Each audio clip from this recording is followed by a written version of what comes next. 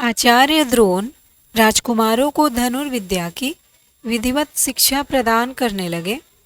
उन राजकुमारों में अर्जुन के अत्यंत प्रतिभावान तथा गुरु भक्त होने के कारण वे द्रोणाचार्य के प्रिय शिष्य थे।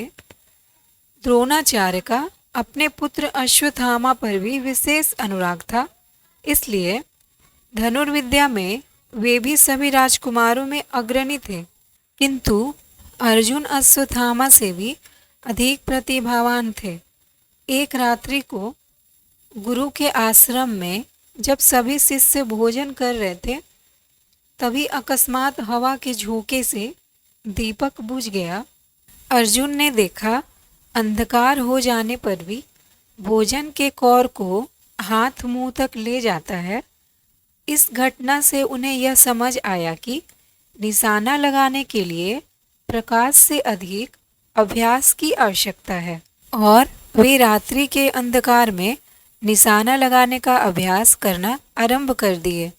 गुरु द्रोण उनके इस प्रकार के अभ्यास से अत्यंत प्रसन्न हुए। उन्होंने अर्जुन को धनुर्विद्या के साथ ही गदा, तोमर, तलवार आदि शस्त्रों के प्रयोग में निपुण कर दिया। उन्हीं दिनों हिरण्यधनु नामक निषाद का पुत्र एकलव्य भी धनुर्विद्या सीखने के उद्देश्य से द्रोणाचार्य के आश्रम में आया, किंतु निम्न वर्ग का होने के कारण द्रोणाचार्य ने उसे अपना शिष्य बनाना स्वीकार नहीं किया। निराश होकर एकलव्य वन में चला गया। उसने द्रोणाचार्य की एक मूर्ति बनाई और उस मूर्ति को गुरु मानकर धनुर्विद्या का अभ्यास करने लगा। एकाग्रचित से साधना करते हुए अल्पकाल में ही वह धनुर्विद्या में अत्यंत निपुण हो गया। एक दिन सारे राजकुमार गुरु द्रोण के साथ आखेट के लिए उसी वन में गए, जहाँ एकलव्य आश्रम बनाकर धनुर्विद्या का अभ्यास कर रहा था। राजकुमारों का कुत्ता भटककर एकलव्य के आश्रम में जा पहुंचा। एकलव्य को देखकर वह भौंकने लगा। इससे क्रोधित होकर एकलव्य ने उस कुत्ते पर अपना बाण चला चलाकर उसके मुंह को बाणों से भर दिया। एकलव्य ने इस कौशल से बाण चलाए कि कुत्ते को किसी प्रकार की चोट नहीं लगी, किंतु बाणों से बिंध जाने के कारण उसका भौंकना बंद हो गया। कुत्ते के लौटने पर जब अर्जुन ने धनुर्विद्या के उस कौशल को देखा, तो वे द्रोणाचार्य से बोले, हे गुरुदेव, इस कुत्ते के मुंह में जिस कौशल से बाण चलाए गए हैं, उससे तो प्रतीत होता है कि यहाँ पर कोई मुझसे भी बड़ा धनुर्धर रहता है।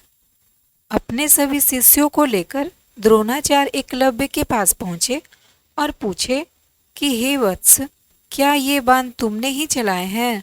एकलव्य के स्वीकार करने पर उन्होंने पुनः प्रश्न किया, तुम्हें धनुर्विद्या की शिक्षा देने वाले कौन हैं? एकलव्य ने उत्तर दिया कि गुरुदेव, मैंने तो आपको ही गुरु स्वीकार करके धनुर्विद्या सीखी है। इतना कहकर उसने द्रोणाचार्य को उनकी मूर्ति के समक्ष ले गया। द्रोणाचार्य नहीं चाहते थे कि कोई अर्जुन से बड़ा धनुर्धारी बने। वे एकलव्य से बोले कि यदि मैं तुम्हारा गुरु हूँ तो तुम्हें मुझे गुरु दक्षिणा देनी होगी। एकलव्य बोला कि गुरुदेव, गुरु दक्षिणा के रूप में आप जो भी मांगेंगे मैं देने के लिए तैयार हूँ।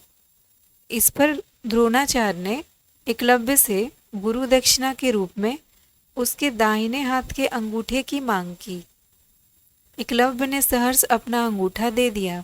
इस प्रकार एकलव्य अपने हाथ से धनुष चलाने में असमर्थ हो गया, तो अपने पैरों से धनुष चलाने का अभ्यास करना आरंभ कर दिया।